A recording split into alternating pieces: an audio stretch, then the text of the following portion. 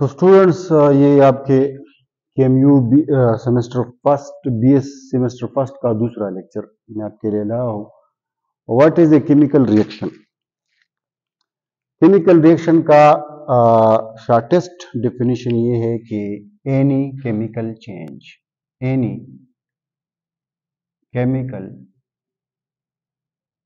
Change is called a chemical reaction. यानी change दो तरह का होता है। चेंज दो तरह का होता है, एक होता है फिजिकल चेंज, दूसरा होता है केमिकल चेंज। दोनों को मैं एक एग्जांपल के थ्रू समझाऊं। मिसाल के तौर पर this is a piece of paper. इसको अगर मैं काटूं इस तरह तो ये फिजिकल चेंज है, क्योंकि काटने से पहले भी पेपर था, काटने के बाद भी पेपर है। तो इसके केमिकल प्रॉपर्टी कंपोजिशन में कोई चेंज नहीं आया। या इसको मैं इस तरह करूं, देखिए, तो this is a physical change, क्योंकि अब भी ये पेपर है, कोई इनकार नहीं कर सकता कि अब ये पेपर नहीं बल्कि आयरन है या स्टील है, नहीं। दूसरा है केमिकल चेंज। केमिकल चेंज जो होता है जिसको आप रिवर्स नहीं कर सकते। यानी फिजिकल चेंज को आप रिवर्स कर सकते हैं, इस कागज को आप दोबारा भी सीधा कर सकते हैं, लेकिन केमिकल चेंज को आप रिवर्स नहीं कर सकते। यानी अगर मैं इसको जलाऊं, इसको आग लगा के राख कर दूं, तो ये जो चेंज आ गया ये केमिकल चेंज है। अब आप इस राख से दोबारा पेपर नहीं बना सकते। इररिवर्सिबल चेंज है, होता है केमिकल चेंज। ठीक है। अब मिसाल के तौर पर मैं आपसे पूछूं कि वाटर है, ठीक है, आपने फ्रीजर में रखा और आइस बन गया, तो ये कौन सा चेंज है? ये फिजिकल चेंज है कि अब भी ये पहले भी वाटर था, अब भी वाटर है। और आइस को अगर आप इस तरह दूध में रखे तो फिर भी वाटर में कन्वर्ट इजीली कन्वर्ट हो, तो ये फिजिकल चेंज है। ठीक है। अच्छा, आयरन कोई लोहे का कोई चीज था और उसको हमने रखा हुआ था, और जब 5-6 महीने बाद हम आ गए तो वो रस्टेड हो गया था, रस्ट में कन्वर्ट हो गया था। तो ये वाला जो चीज है, चेंज है, ये केमिकल चेंज है। तो केमिकल चेंज को हम केमिकल रिएक्शंस कहते हैं। अब आप इस डायग्राम में आप देख सकते हैं कि आयरन रस्टेड हो गया है, तो ये केमिकल चेंज है। इस तरह आग जल रहा है, मिसाल के तौर पर गैस है सीएनजी या कोई भी गैस है, CH4 मीथेन गैस है, और ऑक्सीजन के प्रेजेंस में ये जलकर कार्बन डाइऑक्साइड और वाटर में कन्वर्ट हो जाता है, तो ये कोई केमिकल चेंज है, क्योंकि ये आसानी से आप इसको दोबारा इसमें कन्वर्ट नहीं कर सकते। तो a chemical reaction is a process that results in some chemical change to one or more substances. If a substance changes in a way other than a change to its state of matter, यानी एक तो state of matter में change होता है। मिसाल के तौर पर मैंने जो इधर लिखा था कि आइस है और वो वाटर में कन्वर्ट हो गया, आइस का जो मेल्टिंग है, तो ये फिजिकल चेंज, फिजिकल स्टेट इधर सॉलिड है, इधर फिजिकल स्टेट लिक्विड है, तो फिजिकल स्टेट हैज चेंज्ड। तो इस किस्म के चेंज को फिजिकल चेंज कहते हैं, और इसके अलावा जो चेंजेस है वो केमिकल चेंजेस हैं। तो if a substance changes in A way other than A change in its state of matter, यानी सॉलिड से लिक्विड में या लिक्विड से गैस में कन्वर्ट होना, ये नहीं, इसके अलावा जो चेंजेस है।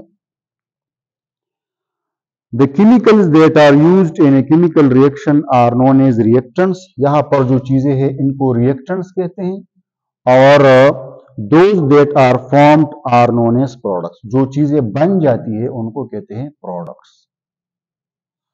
Reactants को हम यूजुअली एरो के राइट पे लिखते हैं और प्रोडक्ट्स को एरो के लेफ्ट पे लिखते हैं। ठीक है। तो अब मैं आपके सामने एक और एग्जांपल लिखूं।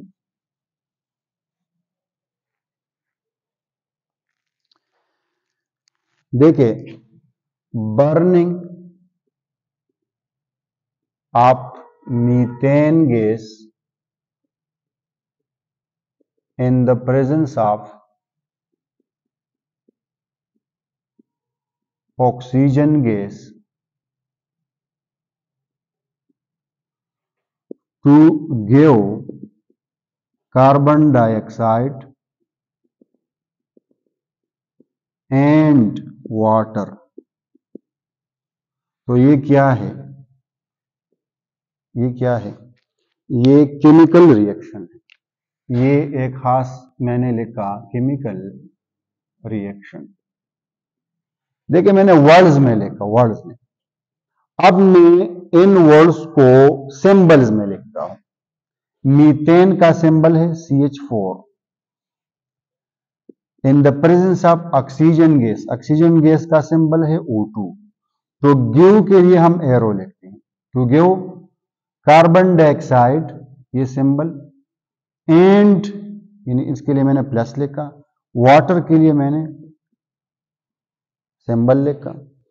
तो मैंने असल में क्या किया, केमिकल रिएक्शन को ट्रांसलेट किया सिंबल्स में। तो ये जो सिंबल्स वाला फॉर्म है इसको कहते हैं केमिकल इक्वेशन। इसको कहते हैं केमिकल इक्वेशन। ठीक है, तो एक होता है chemical reaction, any chemical change is called chemical reaction, और एक होता है केमिकल इक्वेशन। केमिकल इक्वेशन क्या है? The symbolic representation of A chemical reaction. इधर हम लिख लेते हैं the symbolic representation of A chemical reaction. और इसको इक्वेशन इसलिए कहते हैं क्योंकि इसमें इक्वल्स होते हैं नंबर ऑफ एटम्स इस जानिब और उस जानिब, जब हम इसको बैलेंस करें तब। अच्छा, तो अब ये देखें,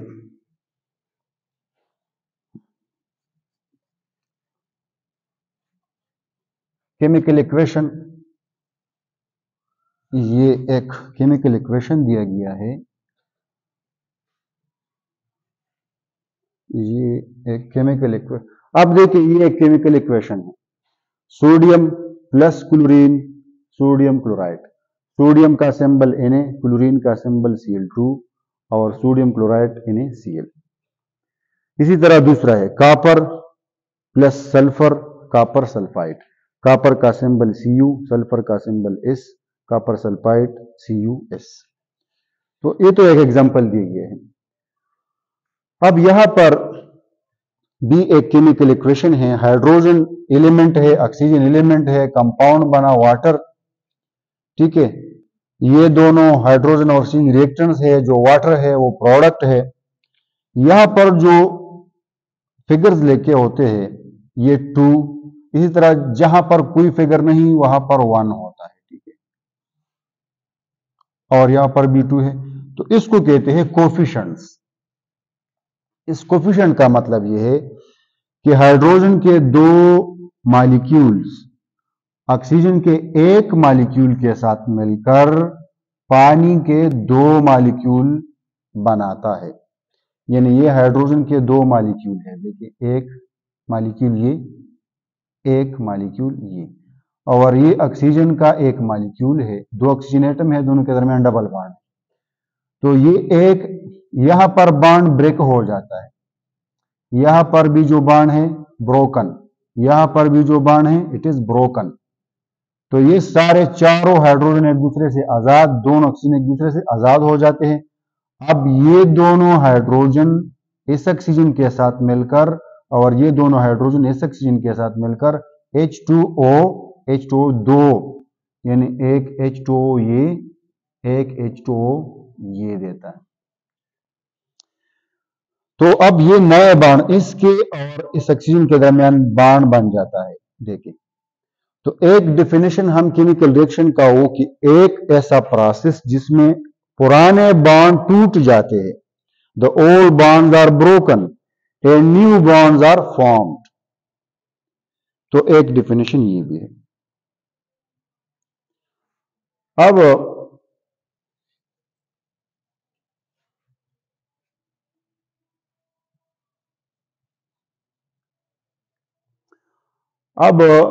केमिकल रिएक्शंस के 5 टाइप्स, एक है कॉम्बिनेशन, दूसरा है डिकम्पोजिशन, तीसरा है सिंगल रिप्लेसमेंट, डबल रिप्लेसमेंट और कंबस्शन। तो एक एक देखिए, केमिकल रिएक्शन के यानी रिएक्शंस जो होते हैं वो 5 तरह के होते हैं।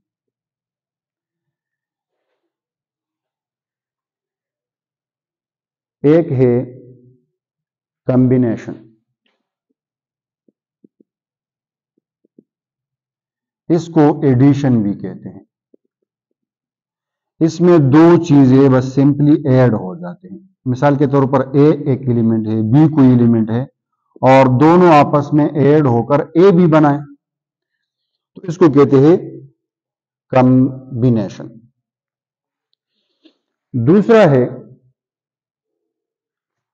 डिकम्पोजिशन, जो कि कॉम्बिनेशन का उलट है। दूसरा है डिकम्पोजिशन, जिसमें चीज डिकम्पोज हो जाता है, ब्रेकिंग, इसको आप ब्रेकिंग लेके, यानी एडिशन का उलट है।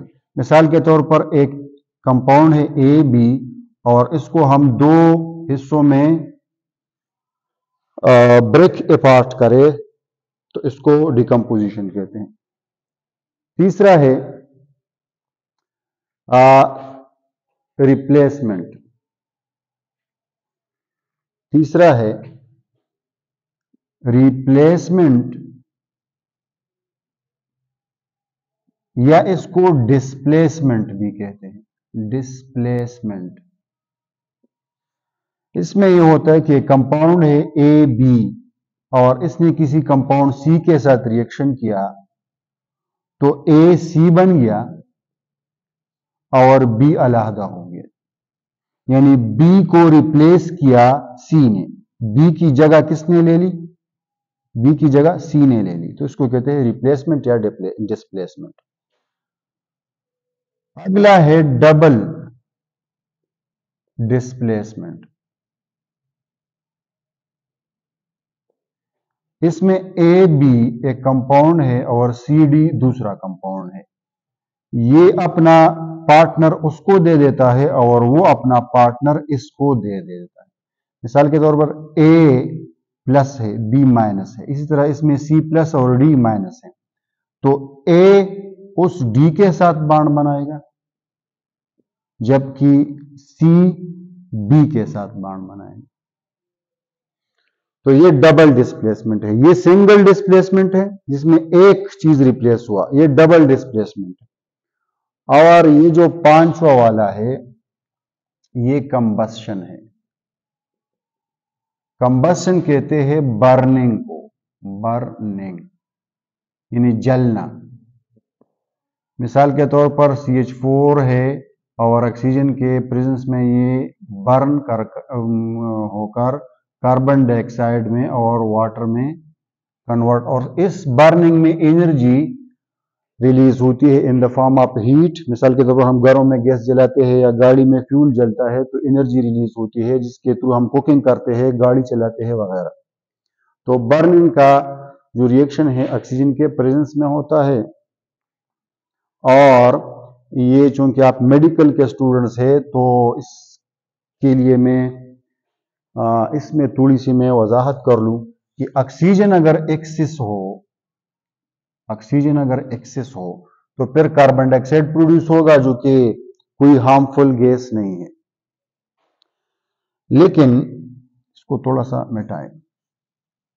अब अगर गैस जल रहा है कमरे के अंदर, सर्दी का मौसम है और खिड़कियां दरवाजे सारे बिल्कुल क्लोज्ड है, तो जो ऑक्सीजन रूम के अंदर है वो यानी आहिस्ता आहिस्ता कम होना शुरू हो जाएगा और फिर इधर जो ऑक्सीजन होगा वो लिमिटेड हो जाएगा, कम हो जाएगा। ठीक है, तो लिमिटेड सप्लाई ऑफ ऑक्सीजन में जब मीथेन बर्न करेगा तो ये carbon monoxide plus water plus energy produce करेगा।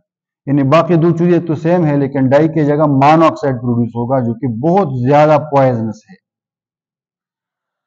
ये पॉइजनस गैस है, इसकी न स्मेल है न इसका कोई जायका है, आप इसको यानी फील नहीं कर सकते, लेकिन जब इनहेल हो जाता है लंग्स के अंदर और ब्लड के हेमोग्लोबिन के साथ चिमट जाता है, यानी हेमोग्लोबिन प्लस कार्बन मोनोऑक्साइड, तो इधर एक कॉम्प्लेक्स बन जाता है जिसको कहते हैं कार्बोक्सी हेमोग्लोबिन। तो ये एक स्टेबल कॉम्प्लेक्स है, हेमोग्लोबिन को ये कार्बोक्सी इसके ऊपर कार्बन मोनोऑक्साइड हेमोग्लोबिन के ऊपर बैठ जाता है और फिर हेमोग्लोबिन उससे छुटकारा नहीं पा सकता। तो आपके ब्लड का जितना भी एच हेमोग्लोबिन है वो सारे के सारा कार्बोक्सी हेमोग्लोबिन में कन्वर्ट हो जाता है और उसमें ऑक्सीजन कैरिंग कैपेसिटी खत्म हो जाती है और फिर डेथ यानी वाक़या होती है। और तो ये एक वो रिएक्शन है जो कि आपको समझना चाहिए। अब आप ये देखें,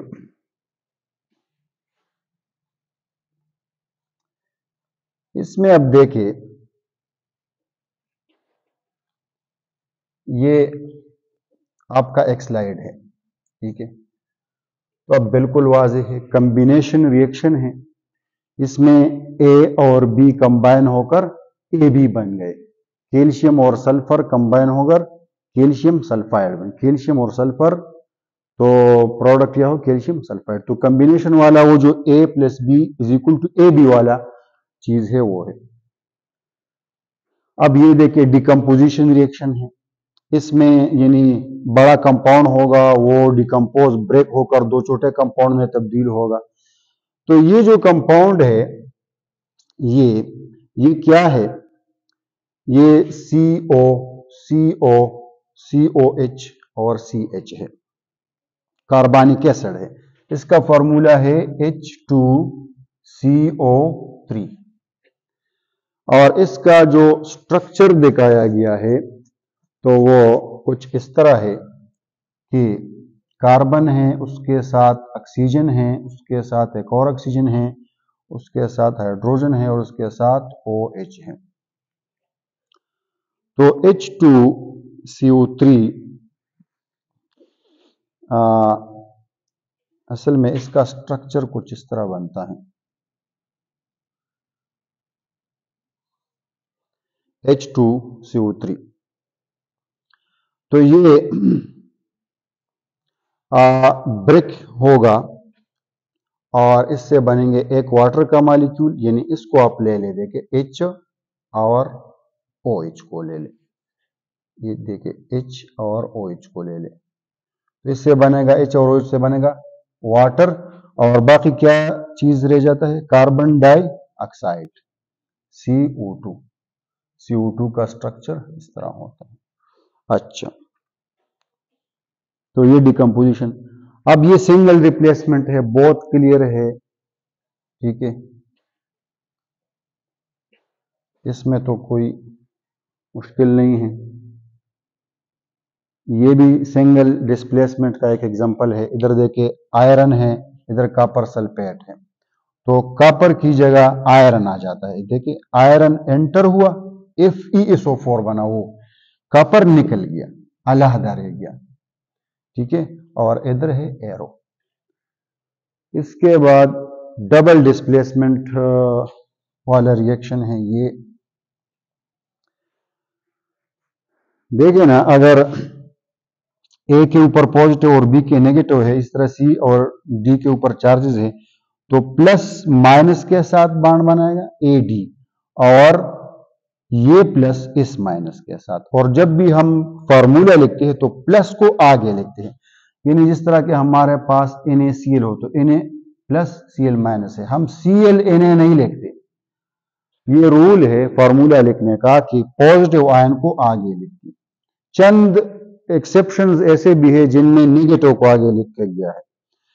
तो AD और BC, तो ये डबल डिस्प्लेसमेंट का एक। अच्छा, ये एक अलग रिएक्शन है जिसमें एसिड और बेस रिएक्शन करके साल्ट और वाटर बनाते हैं और इसको कहते हैं न्यूट्रलाइजेशन रिएक्शन। Neutralisation reaction. मिसाल के तौर पर एसिड है HCl, इसी तरह बेस है NaOH। ये कोई स्ट्रांग एसिड है, ये कोई स्ट्रांग बेस है। एसिड है और ये बेस है। तो एसिड में H और Cl आयन है, बेस में Na और OH आयन है। तो एसिड का H आयन बेस के OH आयन के साथ, ये देखें, इसका जो H है ये इसके OH आयन के साथ बाण बनाकर ये देता है वाटर। ये जो इधर लिखा, जबकि बेस का जो कैटायन होता है पॉजिटिव आयन, ये एसिड के एनायन के साथ, यानी नेगेटिव आयन को एनायन कहते हैं, इसके साथ आयनिक बाण बनाएगा, इन्हें Cl बनाएगा। ठीक है, साल्ट। तो ये न्यूट्रलाइजेशन रिएक्शन है। तो ये वही एसिड बेस रिएक्शन है, इसमें कोई वो नहीं है। इसी तरह ये भी वही बात है, acid plus base will give salt plus water. ये एसिड है, ये बेस है, ये साल्ट और ये वाटर है। इसी तरह ये एक अलग एग्जांपल है, ये अलबत्ता एक अलग एग्जांपल है। इसमें देखिए ये एसिड है, तो इसका H आयन बेस के OH के साथ, HOH के साथ वाटर बना, क्या रहा, बाकी पीछे क्या रह गया, पोटाशियम आयन और इसका नाइट्रेट आयन, तो KNO3, ये साल्ट बन जाता है। तो ये एसिड बेस रिएक्शन है।